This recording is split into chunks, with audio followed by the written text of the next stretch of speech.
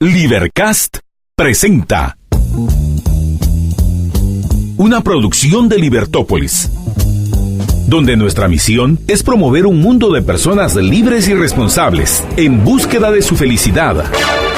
Creamos valor innovando, analizando y transmitiendo información e ideas. Día a día encontrarás los episodios de las emisiones correspondientes a nuestros programas.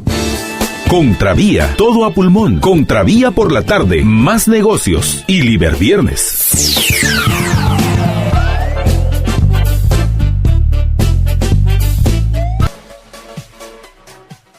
Bienvenidos a Contravía PM, les habla María Dolores Arias, gracias por estar con nosotros. Si usted va en el tráfico, recuerde lo que siempre le digo, respire profundo, suelte toda esa tensión y todo ese estrés que genera el tráfico y permita que lo acompañemos durante esta hora, en el cual pues tengo a un invitado muy especial, Adrián Rabier, autor de este libro, su más reciente libro es El rostro humano del capitalismo global, que son ensayos de historia, política y economía. Adrián, pues tiene una licenciatura en Economía de la Universidad Nacional de Buenos Aires, además maestría en Economía y Administración de Empresas en SAD y un doctorado en Economía Aplicada de la Universidad del Rey Juan Carlos de Madrid. ¿Qué tal, Adrián? ¿Cómo estás? Bienvenido.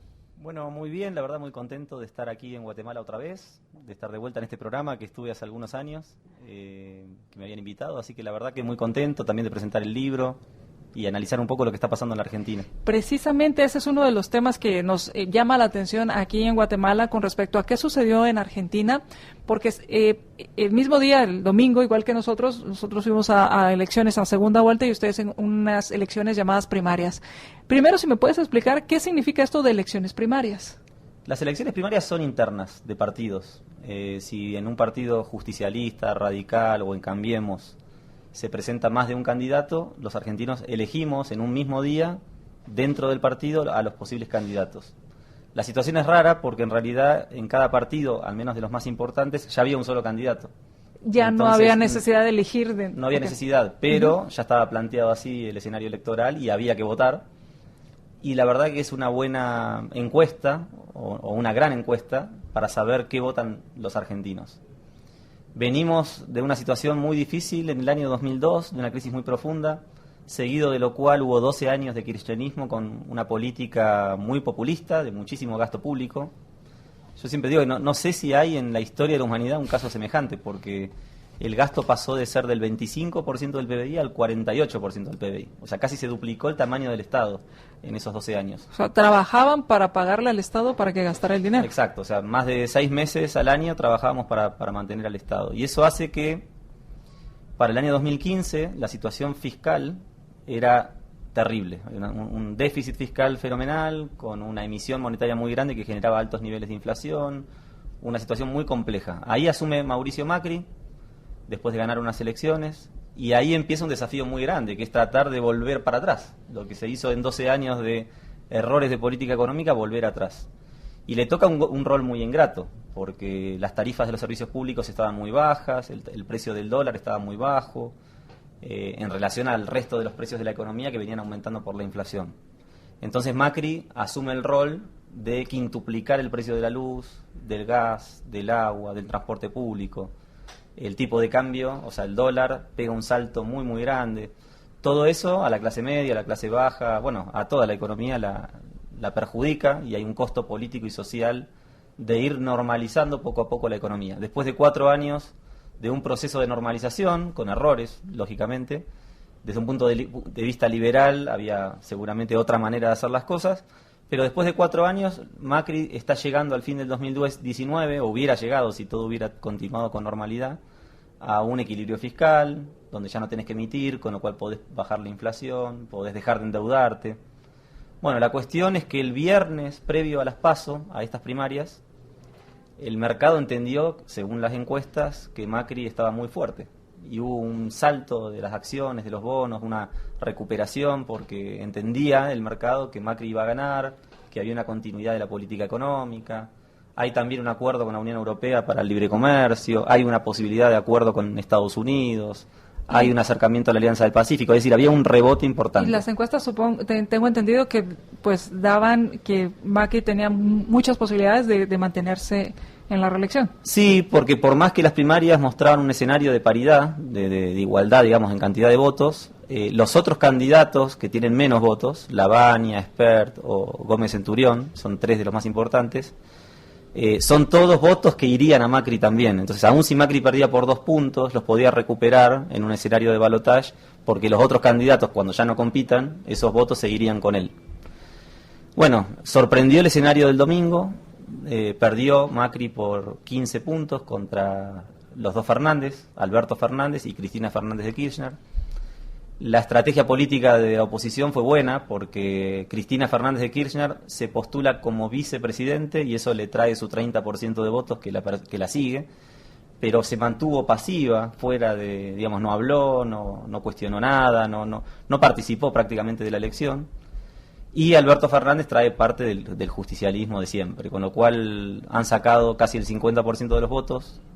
Raro porque es una interna, no termina de ser la elección, hay un voto bronca con Macri, no se jugaba nada la elección, no es que ya es presidente, recién las elecciones son en octubre, pero un golpe de mercado. O sea, cuando con este escenario electoral, el lunes tuvimos una fuerte caída en las acciones, en los bonos, un fuerte salto en el dólar, que pasó de 45 pesos por dólar a 60 pesos por dólar. Sigue subiendo el dólar en estos días, hay un escenario de mucha complejidad y hoy temprano Mauricio Macri hizo un anuncio de bajar algunos impuestos para los trabajadores, para las empresas, para ver si logra, con algunas políticas que tenía que haber generado lógicamente mucho antes, si logra atraer al electorado nuevamente. Hay tiempo, las elecciones son recién en octubre, tiene posibilidad de recuperar puntos, lo que pasa que son 15 puntos y parece muy difícil el escenario. Macri, como decías, le tocó esta misión de tratar de dar marcha atrás a 12 años de kirchnerismo. Sin embargo, pues algunas medidas fueron cuestionadas, algunas de las medidas que tomó, otras debió haber profundizado en ellas.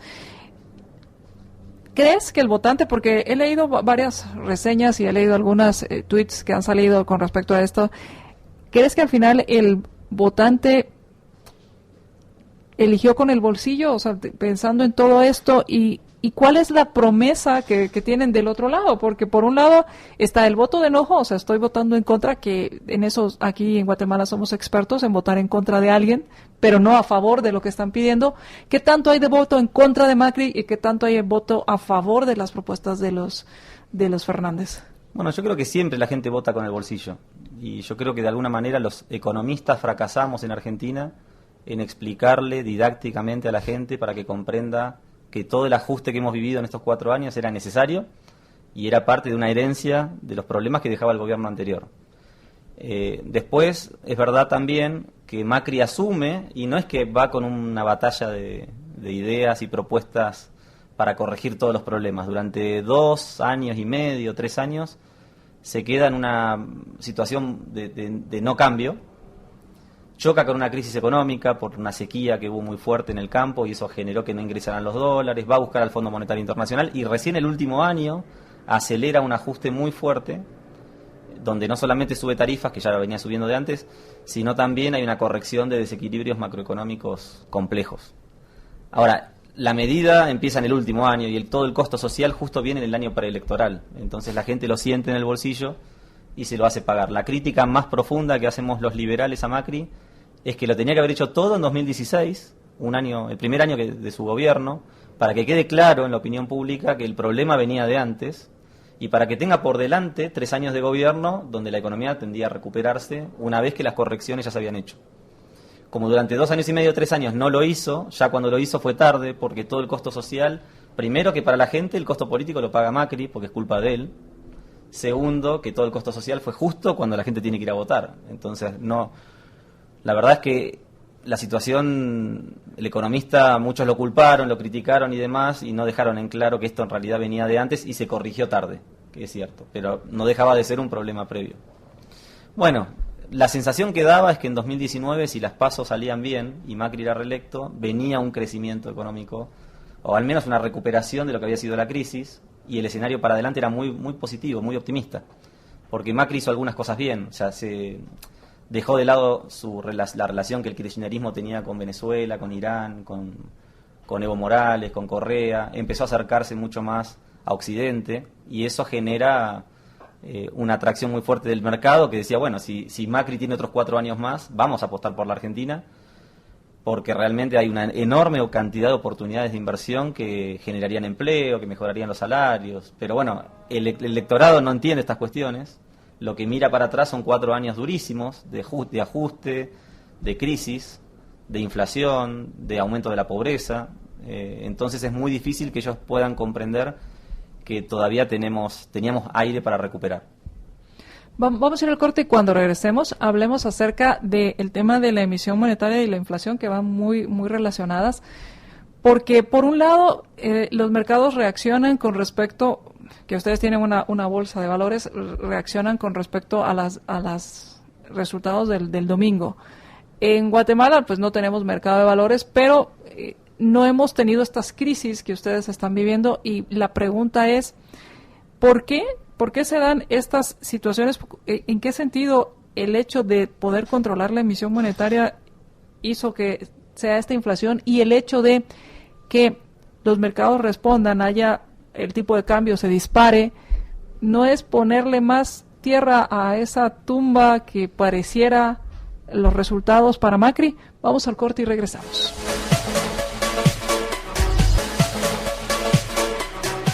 Permítenos conocer tu opinión, y para ello estamos pidiendo que vayas a nuestro sitio www.libertopolis.com y que ahí entres en la página principal y ahí aparece nuestra encuesta.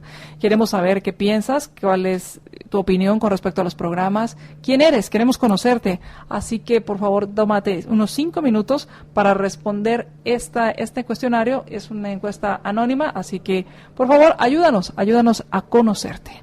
Y estamos platicando con Adrián Rabier con respecto a lo que sucedió en Argentina y lo que está sucediendo. Y te preguntaba, Adrián, el tema de la emisión monetaria, el tema de la inflación y cómo la reacción de los mercados y el que se dispare el dólar no es, el tipo de cambio no es también abonarle más a lo que le están culpando a Macri.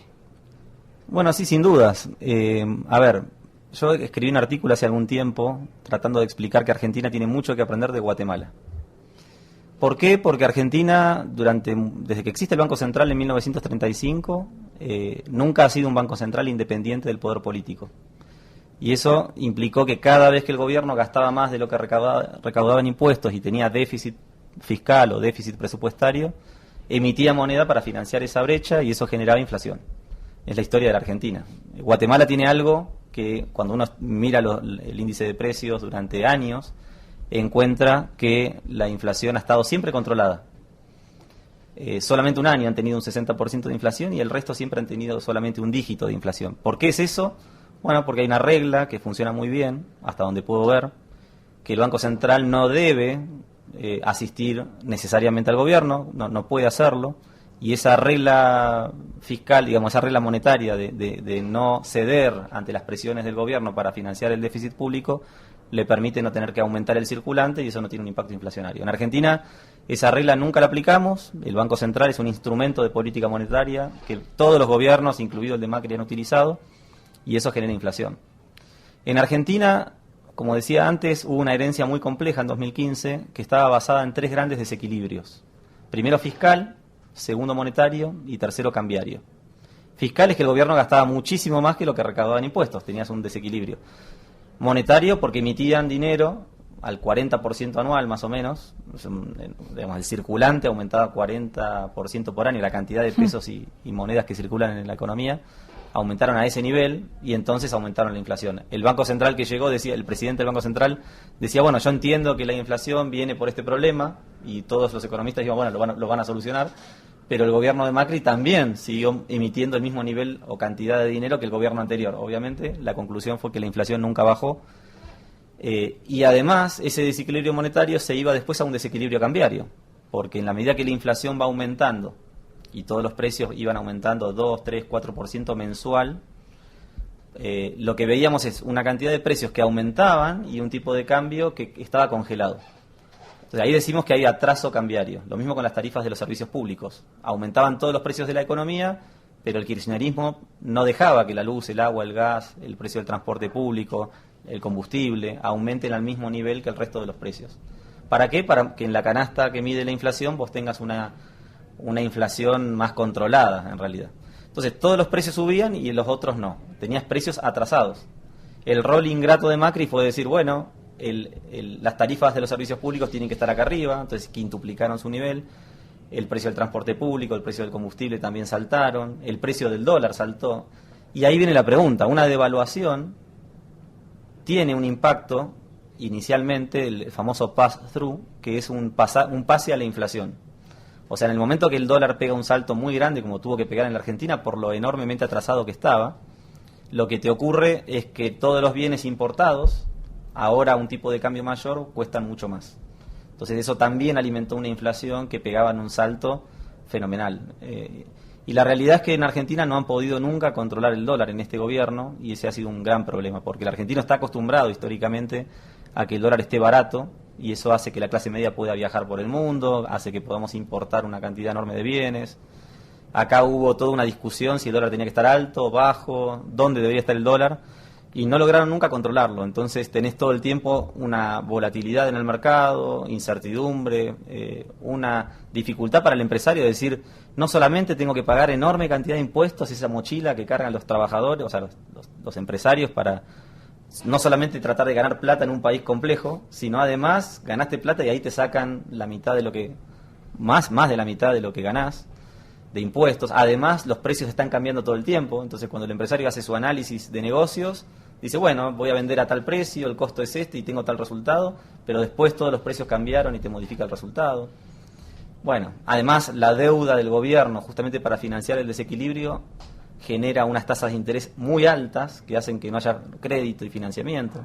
La realidad es que la situación se volvió terriblemente compleja para el emprendedor, lo que hizo que cierren negocios, que haya problemas laborales, que aumente la pobreza. Fue unos 4 años muy complejos, y ahí, bueno, hay una discusión. Yo creo que mucho de todo esto fue herencia, obviamente el gobierno también cometió errores, y creo que la gente no lo terminó de ver de esta manera, y bueno, hoy la gente culpa a este gobierno por aquello y quiere volver al anterior, que eso es lo más preocupante. Y eso, ya que hablaste de quieren volver a lo anterior, pues supongo que parte de la retórica de volver a lo anterior es hablar acerca de pues buscar siempre este enemigo, y siempre he dicho que el villano favorito de muchos políticos es la palabra el capitalismo. Supongo que o en algún momento han tratado de mezclar o de echarle la culpa a ese capitalismo salvaje que aplicó Macri, y que como no sirve hay que regresar a lo que supuestamente funciona. Y esto me lleva a tu libro, que escribiste, El rostro humano del capitalismo global.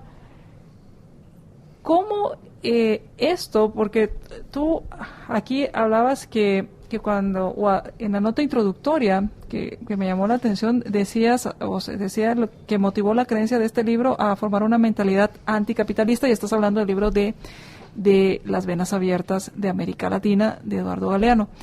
Esa mentalidad anticapitalista te hace escribir tus ensayos, y en este libro, ¿qué es lo que estás buscando? ¿Desmitificar ese capitalismo salvaje?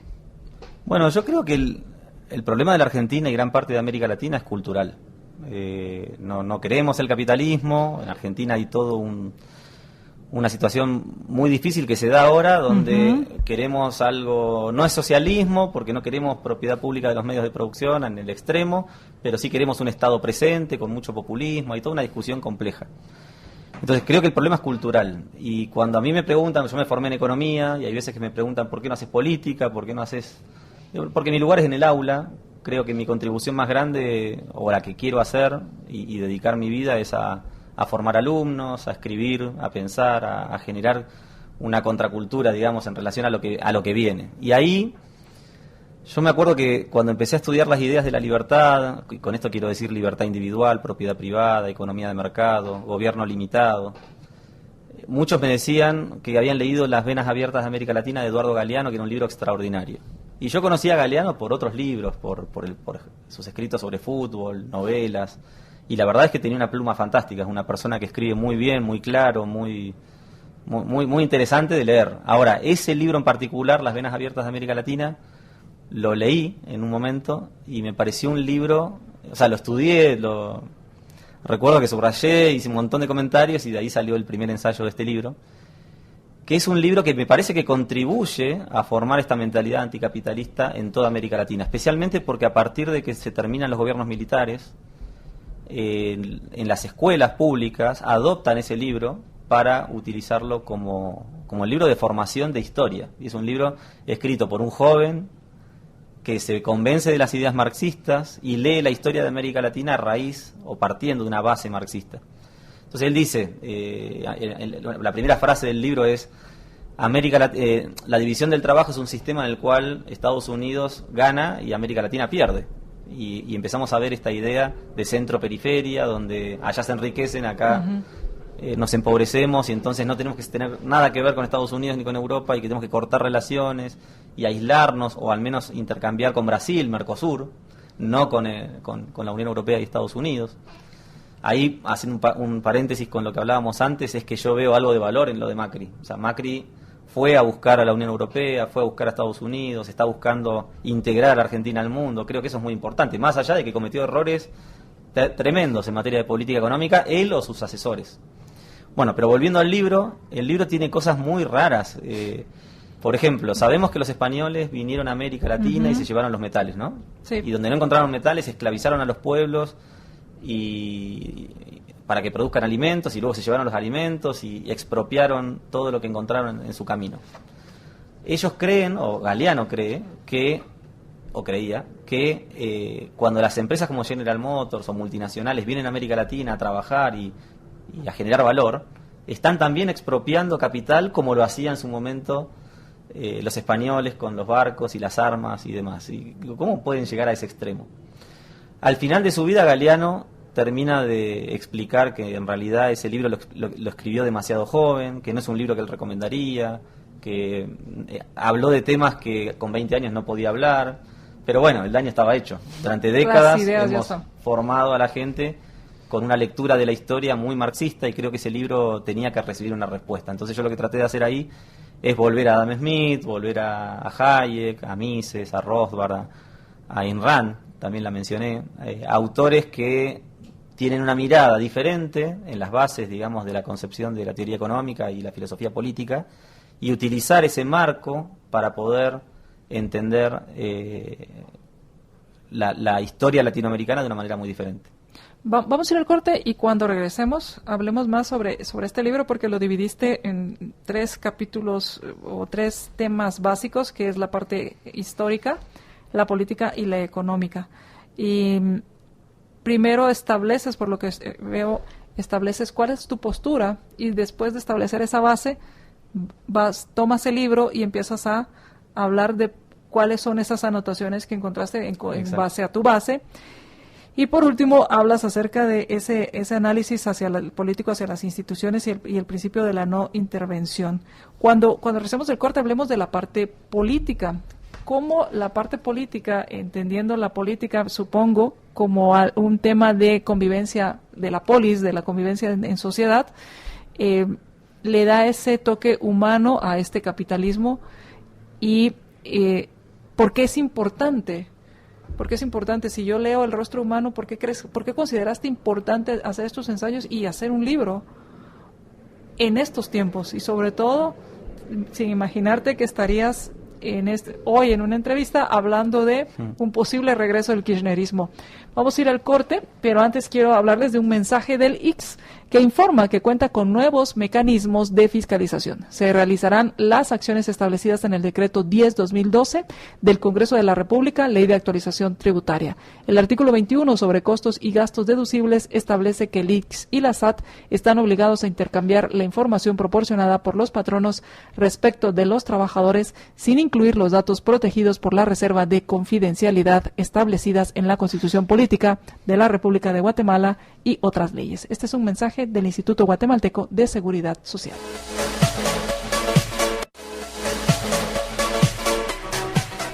Martes y jueves, mañana pueden comprar más campero, ya que el menú campero está a solo 31 quetzales. Así como lo escuchas, los martes y los jueves, el menú campero está a 31 quetzales. Pasa por tu menú a cualquier restaurante campero o puedes pedirlo al 1777. Y regresamos Con nuestra entrevista estamos en Contravía PM, les habla María Dolores Arias, gracias a quienes están compartiendo nuestra transmisión y mándenos un mensaje de WhatsApp al 4585-4280 y manden el nombre de nuestro autor, Adrián, manden solo Adrián para participar en el sorteo de este libro En busca del pleno empleo. Cuéntame, Adrián, sobre este libro para quienes vayan a participar en este sorteo. Bueno, es un libro que compila también 3 ensayos. Uh-huh. El primero es mi tesis de maestría en Economía y Administración de Empresas, que empezó a definir mi tema de especialización, que es el crecimiento económico, la formación de capital y los ciclos económicos. O sea, la preocupación que siempre tuve es cómo los ciclos económicos afectan nuestras vidas. Claramente la economía crece una cantidad de años, luego cae una cantidad de años, y más en un país como la Argentina. Entonces, para mí los ciclos económicos siempre fueron de interés, y mi tesis de maestría trató de resumir las razones por las cuales ocurre esto. Luego hice una tesis de doctorado en la Universidad Rey Juan Carlos de Madrid, y es el segundo ensayo, que tiene que ver con la curva de Phillips y la relación que hay entre inflación y desempleo. Entonces es un trabajo bien académico, donde prácticamente muestro lo que trato de que sean mis contribuciones a la ciencia económica en materia de desempleo, de inflación, de ciclos económicos y demás. El otro libro, este que estábamos presentando, El rostro humano del capitalismo global, es un libro que curiosamente me saca de mis temas de investigación de toda mi vida, y trato de escribir sobre temas diferentes. Por eso es historia, política y economía. Historia, como decíamos, es la crítica del libro de Eduardo Galeano, de las venas abiertas de América Latina, porque trato de entender la historia de una manera diferente. Política es todo un tema sobre el constitucionalismo, donde Cristina Kirchner después, se fue y ahora puede volver, pero en su momento quería reformar la Constitución para que le permitan que la vuelvan a votar y se electa nuevamente. ¿Por qué es tan importante la Constitución en un sistema capitalista? Bueno, son las reglas de juego, básicamente. Son las maneras en las cuales las personas pueden relacionarse, y se establece en un marco institucional que en definitiva va a definir si vas a querer invertir o no en ese país, si vas a querer trabajar o no, si vas a poder crear valor o no. Me parece fundamental tener una constitución como la que ha tenido la Argentina desde 1853 con Juan Bautista Alberdi, que tomó las mejores lecciones que había en Estados Unidos y en Francia y las trajo a la Argentina, y nos dio un marco institucional a partir del cual se fomentó la inmigración, y los trabajadores que llegaban a la Argentina podían disfrutar de los mismos derechos que los argentinos y podían trabajar, crear valor, enriquecerse sin problemas. O sea, Argentina durante décadas le disputó a Estados Unidos la inmigración y se enriqueció y se pobló el país de europeos que venían a trabajar y a hacer su vida. Y eso convirtió a la Argentina en 1898 en el país más rico del mundo, por encima de Estados Unidos incluso. Para la Primera Guerra Mundial estaba entre los primeros países del mundo. Para 1930 todavía Argentina estaba entre los 10 países más ricos del mundo. Es verdad que había un territorio muy grande y una población escasa, pero las instituciones las reglas de juego eran propensas al desarrollo económico, a la inversión y al desarrollo de capital. Perón en su momento cambia la Constitución, la hace un poco más populista, y ahí empiezan los problemas y el quiebre institucional de la Argentina. De ser un país liberal pasa a ser un país bastante más populista.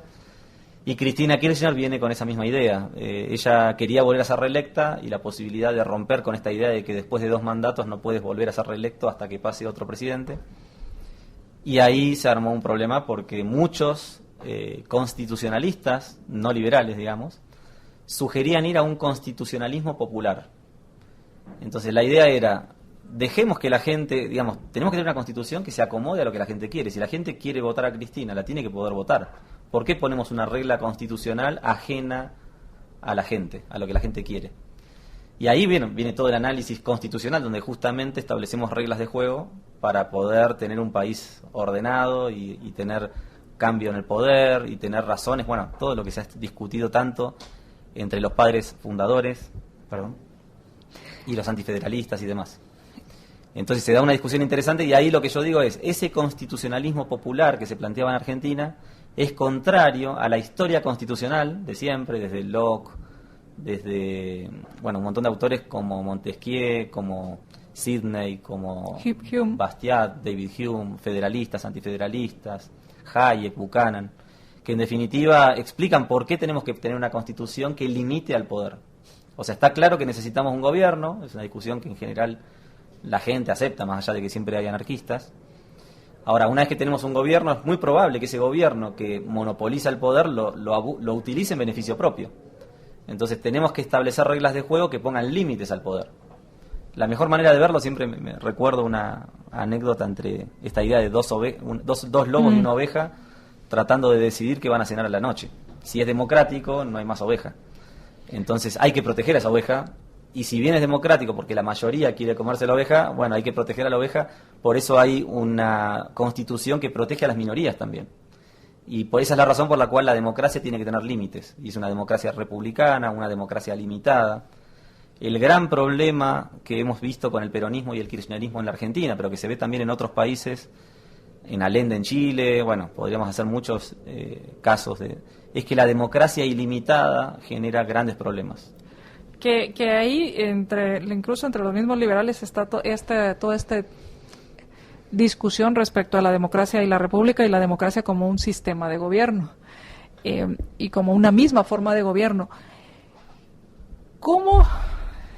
Luego viene la parte económica, donde habla sobre las reflexiones económicas e históricas acerca de la pobreza y la desigualdad. ¿Consideras, Adrián, que el hecho de no conocer parte de estos textos, o no conocer parte de esta historia, de no tener estos fundamentos, hace que sea fácil para los populistas, para hablar de una constitución popular, poner ideas haciendo creer que el capitalismo es lo que no es, pero además ofrecer una solución que en lugar de ayudarnos nos perjudica aún más? Pero al no tener claras las ideas, esto hace que sea necesario, por ejemplo, darse el tiempo para leer libros como estos. Bueno, por supuesto. A ver, les cuento un poco el nombre del título, ¿no? Porque el título quizás llama la atención: El rostro humano del capitalismo global. Yo trabajo en Argentina y en una universidad nacional, y hay un programa que habla del rostro humano de la economía social. Uh-huh. Y es una teoría económica, podríamos decir, que es no económica. O sea, va por otro lado, rechaza toda la economía ortodoxa, porque ellos dicen la economía ortodoxa siempre ha sido muy cuantitativa, has puesto siempre el punto en lo económico, en los ingresos, pero deja de lado el rostro social. Entonces ahí lo que se plantea es, tenemos que dejar de lado eso y preocuparnos por la gente, porque está muy bien, uno habla de crecimiento económico, habla de cómo le va la bolsa, de cuestiones financieras, de la importancia de la estabilidad monetaria, pero después hay gente que tiene hambre, hay gente que está muy mal y que está fuera de lo que los economistas están viendo. Entonces tenemos que hacer algo por ellos, y ahí viene todo el rostro humano del capitalismo. Entonces yo ahí digo, ojo, porque cuando uno mira la historia de la humanidad, lo que observa es que 300 años antes de Cristo, 500 años después de Cristo, 1000 años después de Cristo, 1500 años, 1700 años, la pobreza era el 90% de la población. ¿Qué pasó con el capitalismo, digamos, con la economía de mercado? Me gusta hablar a mí. A partir de 1750 en adelante, que vamos a un sistema capitalista, o capitalismo global, como lo llamé en el título del libro, lo que vemos es un proceso en el cual pasamos de tener un 80-90% de pobreza en la población global a ir reduciéndolo al 50, al 30, al 20. Según el Banco Mundial vamos muy pronto a una tasa de pobreza extrema de un dígito. O sea, estamos muy cerca de eliminar la pobreza extrema del mundo. Y esto ha ocurrido en estos últimos 250 años, donde hemos visto una economía de mercado que multiplicó los panes, digamos, que mejoró fuertemente la calidad de vida. ¿Cuál es el rostro humano del capitalismo global?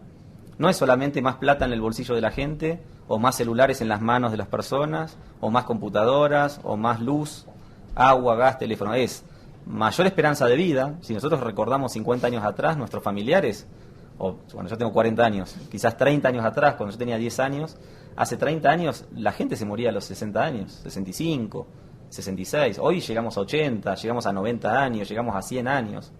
La esperanza de vida claramente ha aumentado muchísimo producto de la economía de mercado, o esto que llamamos capitalismo.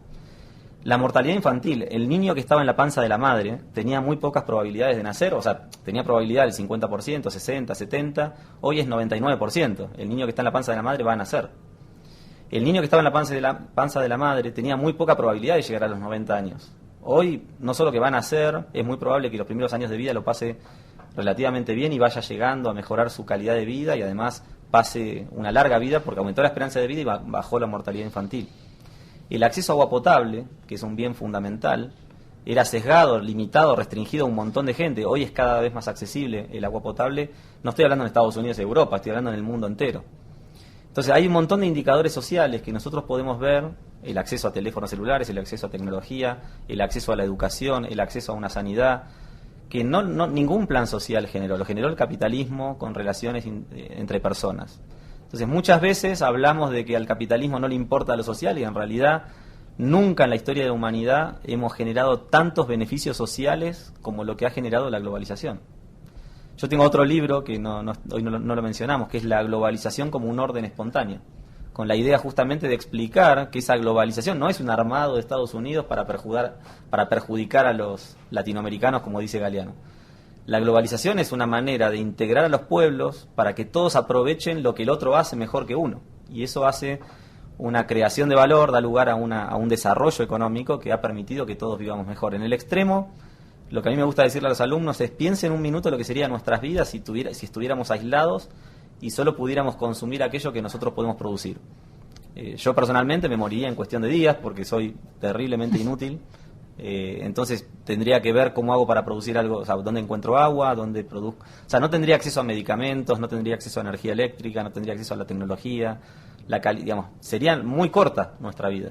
Afortunadamente, en un mundo de 7.500 millones de habitantes que están integrados, nosotros hacemos algo muy chiquitito. Yo me dedico a enseñar economía, otro se dedica a enseñar guitarra o a hacer música, otro se dedica a hacer radio, otro se dedica a producir pan. Cualquier cosa que cada uno haga es un pedacito muy chiquitito de una sociedad compleja que está integrada y que en definitiva, creando un poquito de valor, intercambia ese valor con otras cosas y ahí sí podemos acceder a agua, a medicamentos, ropa, un techo y demás.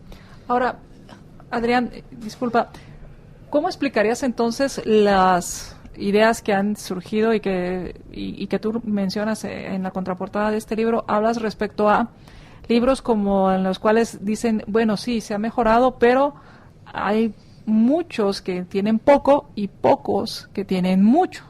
Y pareciera que esto fuera como una pirámide en la cual hay unos poquitos en esa punta de la pirámide que tienen mucha riqueza individual versus gente que vive en la miseria. Y entonces hay una gran desigualdad. Y surgen los libros como el de Piketty, hablando acerca de esta desigualdad y proponiendo cosas para remediarla. Bueno, tanto Piketty como Stiglitz han escrito mucho sobre esto. Hay un libro de Stiglitz que yo recuerdo el subtítulo porque es muy gráfico. Él dice: el 1% de la población tiene lo que el otro 99% necesita. Entonces hay datos que son increíbles. Cuando uno mira, coloca el 10% más rico y deja el otro 90% afuera, dice, bueno, este 10% tiene más que el otro 90%, es muy injusto, tenemos que redistribuir el ingreso.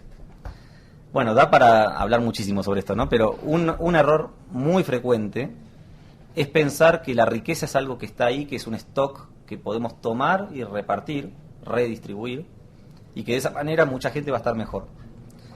Lo primero que hay que pensar es que la riqueza no es algo que está ahí producido y que es de alguien porque lo encontró, sino es un flujo que fue producido. Si nosotros hoy tomamos ese stock y lo redistribuimos, mañana nadie va a producir de vuelta el stock para que se lo vuelvan a redistribuir. Entonces puede ser que en el cortísimo plazo tengas a los pobres mejor porque les repartiste una riqueza que había sido producida. El problema es que al año siguiente nadie va a producir esa riqueza y no vas a tener nada más que redistribuir y vas a tener una pobreza extrema. Entonces de lo que se trata es de generar incentivos, como hablábamos antes con la Constitución, generar instituciones y reglas de juego que justamente generen los incentivos para que la gente, dentro de sus condiciones, pueda crear valor y tenga incentivos para mejorar su calidad de vida a raíz de su propio esfuerzo. Después es cierto que la economía de mercado premia al que tiene éxito y castiga al que no lo tiene. Si yo soy un empresario y vendo un producto, un servicio, y la gente valora ese servicio y lo compra, voy a acumular ganancias y voy a tener más capital. Y es verdad que si hay otras personas que producen un bien, un servicio, lo quieren vender y la gente no lo compra, van a acumular pérdidas y van a tener menos capital. O sea que es verdad que hay desigualdad en el ingreso en una economía de mercado. Pero eso también es un sistema que nos lleva a un sistema terriblemente eficiente, que es que el capital se invierta donde el consumidor necesita. O sea, los economistas hablamos de la soberanía del consumidor, que el soberano no es el empresario ni el rey de antes, es el consumidor. Porque si yo tuviera, imagínense, una herencia millonaria y quiero producir algún tipo de bien que a mí me parece que es importante, y lo empiezo a producir y lo quiero vender a un determinado precio, y la gente no lo compra, todo el capital que yo invierta en producir eso y en venderlo a X precio, si la gente no lo compra, es dinero perdido. Entonces, cada vez que el consumidor va al mercado y compra algo, está votando. Es un sistema democrático. Vota para que ese bien siga produciéndose cuando lo compra, y cuando se abstiene de comprar, que no lo compra, ese bien deja de producirse porque acumula pérdidas. Entonces, en definitiva, la eficiencia de este sistema ha hecho que los recursos se asignen donde la gente quiere, y ha permitido a su vez que la gente pueda revelar sus preferencias cuando va y compra los productos que compra. Esto es importante que se mantenga así, es lo que ha ayudado a que la economía de mercado se vaya desarrollando. Ahora, sobre la desigualdad, lo más curioso es que los países más populistas, como, no sé, Brasil, en su momento, Brasil es una economía terriblemente con enormes subsidios, intervencionismo, son los países que muestran coeficientes de Gini más altos, es decir, de mayor desigualdad, mientras que países que en el índice de libertad económica son países más libres, más con mejores reglas de juego y demás, son países donde la desigualdad es mucho más chiquitita, o sea, donde los pueblos son mucho más homogéneos, porque economías abiertas, integradas y demás hacen que los más pobres salgan de esa situación y entonces la brecha se va achicando. O sea, no está claro que una economía liberal, una sociedad libre, genere niveles de desigualdad como los que nos preocupan en el mundo moderno. Creo que justamente es lo contrario. Los países más desiguales son los menos liberales, y por eso creo que hay que replantear el problema. Y digo un caso más extremo también, el caso de Venezuela. Venezuela es un país que tenía un determinado nivel de desigualdad, y a partir del populismo de Chávez y Maduro, la desigualdad se achicó. Pero se achicó hacia abajo, los ingresos de todos bajaron, y entonces ahora tenemos una sociedad menos desigual. ¿Eso es lo que queremos? Porque hay menos desigualdad, pero claramente mucho más dañina para la calidad de vida de la gente, mucho más dura. Mientras que un país como China, que antes era muy homogéneo y muy igualitario en la calidad de vida que los chinos tenían, porque todos vivían en la pobreza extrema, de repente China se integra al mundo, y a partir de la integración al mundo, muchísima gente, miles, cientos de millones de personas salen de la pobreza, y empezamos a ver brechas de desigualdad enormes en China. Bueno, pero hay muchísima gente saliendo de la pobreza, y eso es algo para celebrar. Entonces hay que tener cuidado cuando nos preocupa tanto la desigualdad, porque el verdadero problema que creo que tendríamos que plantear, y lo que planteo en el libro, es que el problema es la pobreza, no la desigualdad. Que haya gente muy bien no es un problema, el problema es que haya gente muy mal. Entonces creo que la economía de mercado ayuda, como decía antes, y es lo que hemos visto en los últimos 250 años, a sacar a la gente de la pobreza. China es el mejor ejemplo de un milagro fenomenal donde la enorme cantidad de personas salieron de la pobreza. Y creo que ese es el camino que los países donde la pobreza todavía es un problema deberían seguir. Pues Adrián, el tiempo se nos ha ido muy rápidamente. ¿Dónde pueden encontrar el libro? ¿Dónde pueden? ¿En cualquier? ¿Perdón? En el Bookstore FM. De la Universidad Francisco Marroquín. De la Universidad Francisco Marroquín, o manden un tweet a @UFM Ediciones. En Instagram también está UFM Ediciones. Y en Facebook como UFM Ediciones, ahí encuentran este rostro humano del capitalismo global, y creería que es un libro que nos puede servir mucho para tener mayores argumentos y para que lo que yo llamo lenguaje autoritario no nos lo traguemos y podamos desenmascarar ese lenguaje autoritario de los populistas que buscan hacernos creer que hemos vivido en capitalismos y que ahora es momento de cambiar el rumbo. Muchísimas gracias, Adrián. Bueno, muchas gracias a ustedes. La verdad que es un placer estar de vuelta en Libertópolis y seguramente volveré más adelante. Pues muchas gracias. Recuerden mandar a Adrián al 4585-4280. Vamos a estar sorteando este libro En Busca del Pleno Empleo. Y también aprovechen a buscar este libro en UFM Ediciones, El Rostro Humano del Capitalismo Global, para tener mejores argumentos y entender muy bien qué es el capitalismo antes de pues aceptar todo aquello que nos hacen creer que es el capitalismo y no lo es. Que tengan una excelente tarde. Vamos a nuestro siguiente programa. Libercast presentó una producción de Libertópolis. Recuerden que si quieren conocer más de nuestros programas, seguirnos en las diferentes redes sociales, o si quieren ver nuestros programas y conocer a nuestros conductores e invitados, pueden ingresar en www.libertopolis.com. Recuerda suscribirte y dejarnos 5 estrellas para que continuemos trabajando en producir más podcasts de tu interés. Libertópolis, ideas con valor.